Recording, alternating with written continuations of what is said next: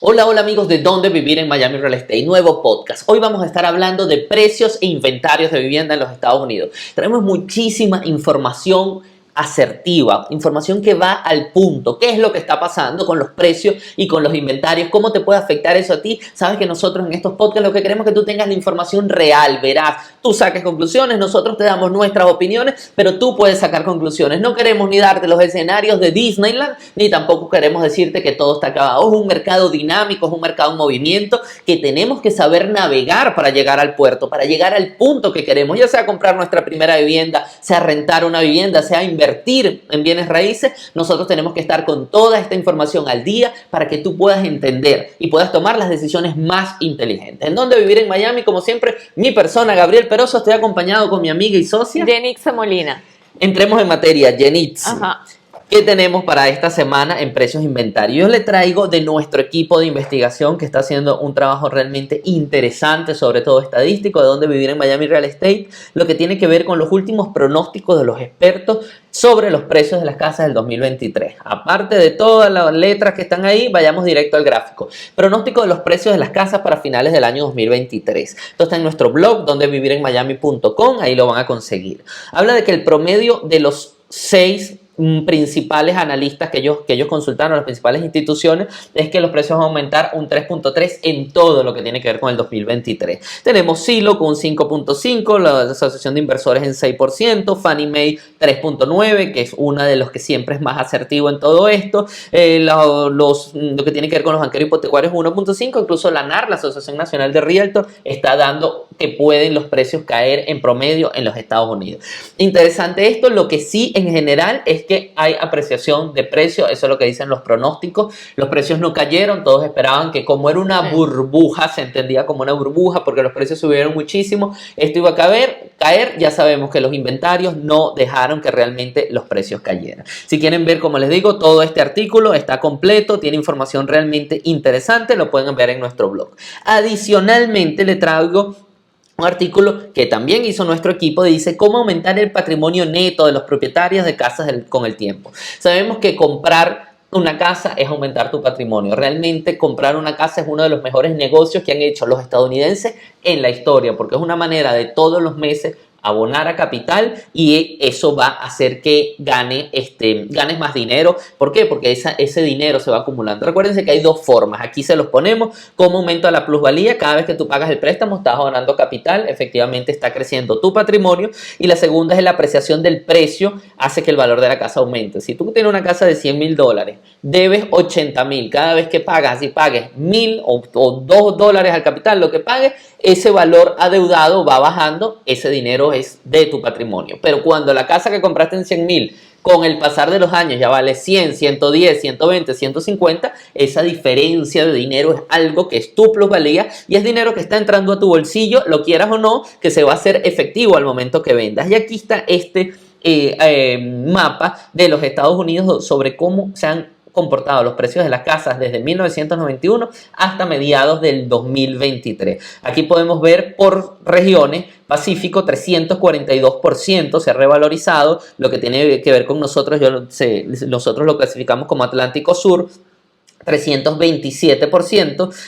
Realmente se han revalorizado las casas 3 o más por ciento. El promedio nacional es 297%. Quiere decir una casa que en el 91 valía 100,000, ahorita su precio es de 300,000. Y aquí vemos cómo ha sido la variación. Realmente en Estados Unidos siempre han ganado valor, sí, las casas. Siempre han ganado valor. Esto es importante que tú lo entiendas porque muchísimas veces te dicen, no, pero es que las casas están muy caras. Imagínate, ¿cómo vas a comprar con esos precios? Es el precio, ese precio no va a bajar. Entonces, si no puedes hoy en 500, no pienses que mañana va a estar en 450, mañana va a estar en 510, en 520. Entonces, realmente tienes que prepararte tú, estar en tu momento de poder comprar, porque esto es lo que indica este número de estadísticas, no solo el dinero que ganas, sino en el momento que entra. Entres cuando entres, vas a empezar a ganar plusvalía, pagando tu crédito y con el valor de la casa. Claro, y adicionalmente recordemos que las inversiones en real estate son inversiones a largo plazo. Entonces, no es que tú compres hoy y vendes en 6 meses y ganaste el dinero, no. Vemos que estas son estadísticas de 20 años. En 20 años generaste tu patrimonio, lo hiciste crecer y puede ser que el momento de hoy sea convulsionado y que en algunas zonas tienda a bajar un poquito el precio, pero sabemos que al pasar los años vamos a ver porcentajes como este. Es correcto. Entonces, esto es uno de los análisis que le traemos. Adicionalmente, Jenny, sé que tienes un artículo de Fortune que nos quieres compartir. Sí, el artículo de Fortune muy interesante dice, el mercado inmobiliario estadounidense se ha vuelto tan caro que los ingresos tendrían que aumentar un 55% para que la compra sea asequible, dice un ejecutivo inmobiliario. Y del artículo en general saqué dos párrafos que me parecen muy interesantes, y es donde él dice, si analizamos la asequibilidad de la vivienda en sí misma y lo que se necesita para normalizar el mercado hoy, se necesita una corrección del precio del 35%, una disminución del 4% de las tasas hipotecarias o un crecimiento del 55% de los ingresos o una combinación de ambos. Entonces sabemos que cualquiera de esos escenarios es improbable, los precios no van a caer 35%, las tasas hipotecarias no van a bajar y también el hecho de que te suban el salario un 55% es complicado. La solución que ellos ven es realmente el manejo del inventario a largo plazo en el tiempo, mezclado con una disminución de los intereses, es como una conjunción de todos estos factores. Entonces, el hecho de que te pongan en números lo que se necesita para que todo vuelva a la normalidad te hace ver a ti como consumidor cuáles son los posibles, o sea, es imposible que caigan las casas. ¿Por qué? Porque hay un tema del mercado en oferta y demanda, lo cual no permite que eso suceda a corto plazo. Y estamos hablando igual de los intereses. Correcto, sí.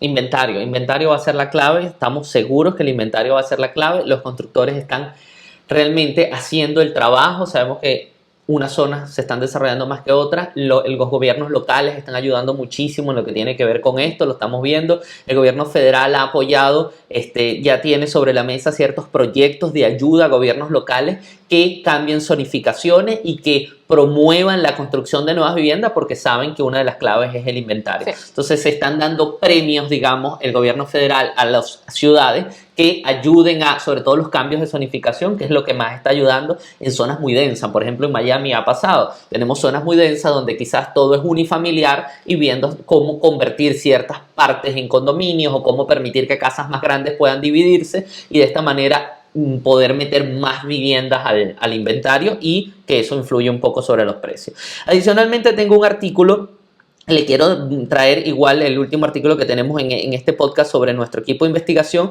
que es la diferencia entre alquilar y comprar una casa. Este es algo que hemos hablado muchas veces, pero para mí siempre es importante que ustedes lo entiendan. Cuando tú alquilas, lo primero que hay, ¿qué significa esto? Los alquileres aumentan mientras que la compra en principio no aumenta. ¿Qué pasa? Por lo general, la mayor parte, el 90% de las hipotecas que se dan en los Estados Unidos son a tasa fija por 30 años. Entonces, al ser a tasa fija, sabes cuánto vas a pagar desde el momento que firmas tu contrato de compra, desde el momento que te comprometes a pagar tu hipoteca, hasta el año 30, sabes cuánto vas a pagar mensualmente, y eso no va a variar en cuanto a lo que tiene que ver con el pago al banco. Puede variar en lo que tiene que ver con seguro, puede variar en lo que tiene que ver con otros factores, pero tu pago al banco no va a variar, por lo cual tu pago de vivienda va a ser estable. Cuando alquilas no sabes, todos los años es una sorpresa, no sabes qué tanto va a subir la renta, lo que sí está seguro es que va a subir. En ningún caso las rentas bajan en los Estados Unidos. Adicionalmente, tienes un activo tangible.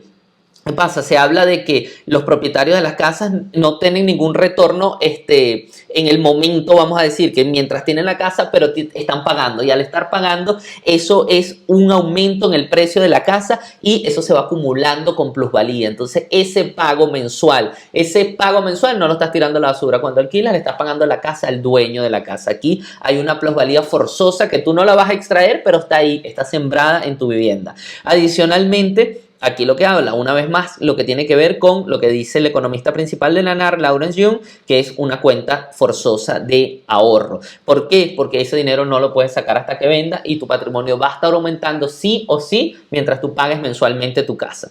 Y esas son, vamos a decir, las tres grandes ventajas de comprar versus alquilar. Por eso nosotros siempre te damos nuestro consejo: prepárate, está en el mejor momento para comprar siempre. Ve cuál es tu caja de compra, cómo puedes comprar, cuáles son tus ingresos, cuáles son tus deudas, en qué inmueble puedes entrar, y nosotros con muchísimo gusto te podremos asesorar. Tenemos nuestro curso gratuito o puedes agendar una llamada gratuita con nosotros y tú puedes ver cómo salir de esa rueda del hámster donde pagas alquiler y nunca eres dueño de nada, a ver cómo conviertes eso en un patrimonio que vaya creciendo con el tiempo. Se habla aquí, incluso lo pudieron ver, creo que no lo comenté, que los propietarios tienen un 40% más patrimonio que un inquilino. ¿Por qué? Porque está forzado a tenerlo. Sí, recordemos que aquí en Miami los precios de los alquileres subieron estrepitosamente después de la pandemia y ahora estamos en una especie de plano.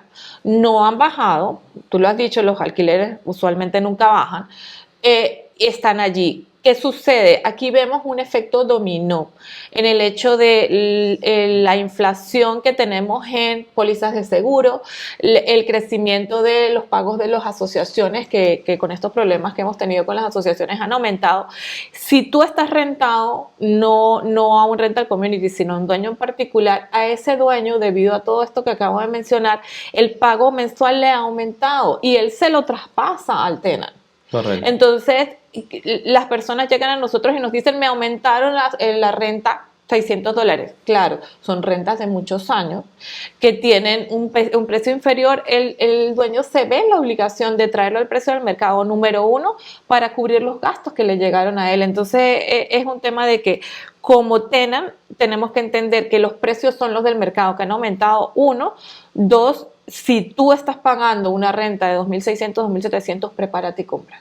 Correcto. Prepárate y cómprate porque los beneficios que acaba de decir Gabriel son invalorables. O sea, al cabo de 20 años tú no puedes realmente saber el beneficio que esto te va a traer. Ok, tenemos un artículo de Century 21, de la gente de Century 21, el artículo Sí. no es de ellos, pero estamos hablando sobre ellos. Exactamente, estamos hablando, es un artículo muy interesante y viene de Florida Realtors y dice, un ejecutivo de Century 21 dice que las tasas hipotecarias del 7% están a la par de las tasas históricas, nosotros lo hemos mencionado anteriormente, incluso a pesar del aumento rápido de ellas. El principal problema es el gran déficit en la construcción de viviendas nuevas, que es lo que acabamos de mencionar.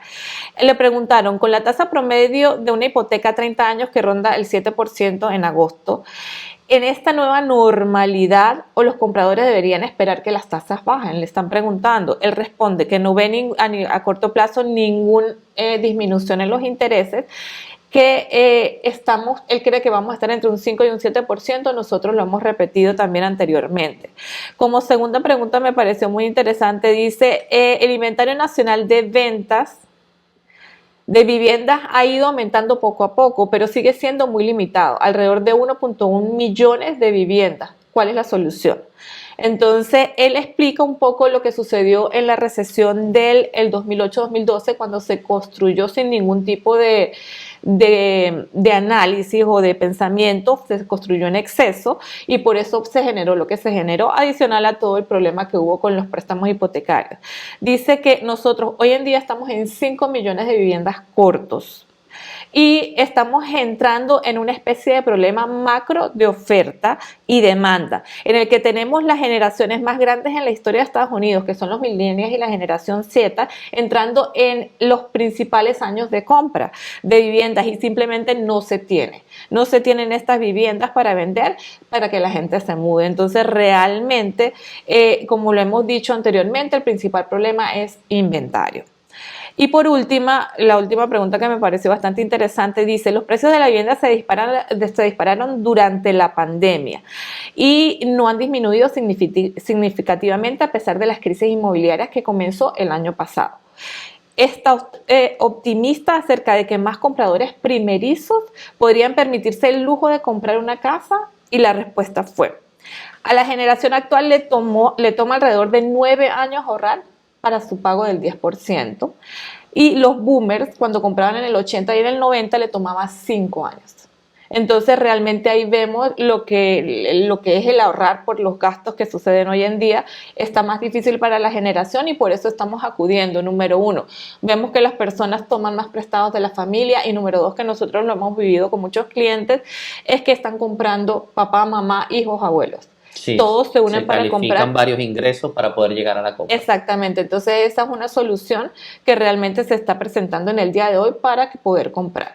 Eso es todo lo que tiene que ver con este artículo. Excelente. Yo quiero agregarle a eso porque justamente muchas veces se dice, no, hay una burbuja de precios, los precios van a caer, los precios no son reales. Efectivamente, los precios no son reales y es justamente lo que vamos a hablar en este artículo. Sin embargo, o en este análisis, es dado por el inventario. Entonces no son son que son precios irreales porque existe una burbuja en el mercado, porque recuérdense, cuando hablamos de burbuja es un efecto donde se infla algo pero es vacío en el centro. En este caso no, los precios están más altos de lo que deberían ser, sin embargo hay un contenido en el centro que es el inventario. Mientras no tengamos más viviendas en el mercado, va a ser imposible que ese precio vaya a bajar, y eso es lo que no ha sucedido. Entonces aquí, en este gráfico le voy a mostrar ahora en pantalla, dice que hay un gráfico que muestra los precios de las viviendas reales ajustados a la inflación según Reventure Consulting.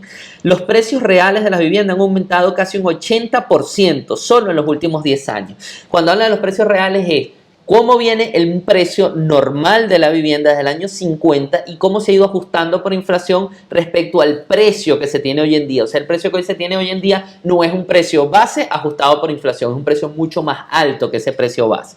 En los últimos 10 años ha aumentado un 80%. Sobre una base ajustada a la inflación, los precios de la vivienda son actualmente 11% más caros que en el 2008. O sea, si en el 2008 los precios estaban altos, ahorita estamos 11% por arriba de esos precios. Sabemos que en el 2008 sí era por una construcción indiscriminada y por una aprobación de crédito sin ningún tipo de control, lo que hizo que los precios subieran.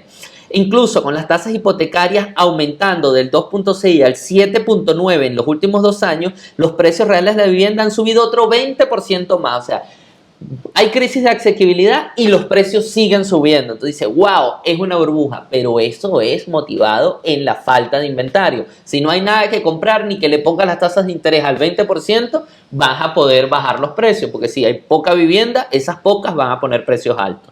El promedio a largo plazo de los precios de la vivienda ajustados a la inflación está 40% por debajo de los niveles actuales. O sea, ahorita estamos un 40% por debajo el precio a largo plazo, o sea, va a estar 40% más bajo. Vean ustedes cómo funciona aquí. De aquí vamos a ver el gráfico justamente. Este es el averaje que debería tener el precio de la vivienda y donde deberíamos estar según el averaje, y miren dónde estamos. Esto es un índice que se mide de una manera muy, vamos a decir, muy en términos económicos, pero el precio está aquí y debería estar aquí abajo. Aquí vemos cómo estas líneas realmente se empezaron a cruzar a principios del año 2000, luego bajaron, las tuvimos luego de la recesión abajo, y esto ha ido escalando desde 2013. No quiere decir que efectivamente estamos en una burbuja. Lo que quiere decir es que los precios están impulsados por muchos otros factores externos. La pandemia también ayudó a esto, lo mismo que está sufriendo la Reserva Federal después de la pandemia, no sabe cuál es la tasa exacta que deben estar los porcentajes de tasas interbancarias. Entonces es la nueva economía que tenemos post pandemia. Nos estamos acostumbrando. Lo que sí es casi seguro que con los inventarios y con las tasas de interés en los próximos 2 años, prepárate porque precios más bajos no vamos a ver. Por último tenemos cómo ha sido ese aumento, y estamos, según este análisis, el pago promedio de una casa nueva es ahora de un récord de 2.900 al mes. La casa promedio ahora se alquila en un precio récord de 1.900 al mes. El pago promedio de un automóvil usado está ahora en 530. El pago promedio de un automóvil nuevo está en 740. El pago de un préstamo estudiantil es de 500 al mes. El galón promedio de gasolina está cerca de $4. El saldo promedio de las tarjetas de crédito en los hogares de Estados Unidos está en 7.300. El hogar promedio tendrá $0 de exceso de ahorro al final de este trimestre. ¿Cómo puede una persona promedio permitirse el lujo de vivir? Estas son situaciones de la economía, justamente, que nosotros traemos lo bueno y lo malo. Todo esto pasa por todos los temas de inflación que vimos. Sin embargo, con una inflación en control, como también estamos viendo que se está empezando a controlar, todo esto debería empezarse a revertir para el 2024. Lo que sí es necesario es que te prepares. Si tú ves esto y dices, ya no hay más nada que hacer, pero quizás te faltan 20, 30, 40 años de vida, tienes que prepararte, tienes que asesorarte para ver cómo estos números no afecten tan fuerte tu economía y puedas llegar al sueño de comprar, rentar, comprar, invertir para rentar, o tener una vivienda que sea tu segunda vivienda, o como tú lo quieras. Pero lo importante es que crezca tu patrimonio en bienes raíces. Algo más, creo que tienes uno más para finalizar. Sí, es un artículo donde nos muestran cuáles son las zonas más atractivas del sur de la Florida, porque han crecido el valor en el último año. Dice, los valores de la vivienda en el sur de la Florida siguen aumentando, pero no tan agresivamente como antes. Me voy directamente a la lista para mencionárselos. Tenemos el que ha aumentado, de esta lista de 10, el que ha aumentado menos es un 8.82%, que es en la ciudad de Palm Beach. en West Palm Beach, y el que aumentó más es, ven y te digo, dice que es el noreste de Coconut Grove, un 10.7% año tras año. En el interín tenemos, entre ellos tenemos Miramar 9.55%, Brickell Key 9.23%, y por acá tenemos a Hialeah con un 8.99%. Pues aquí vemos en este artículo cómo a pesar de todo lo que acabamos de mencionar, las propiedades en Miami, en el sur de la Florida, están aumentando año tras año.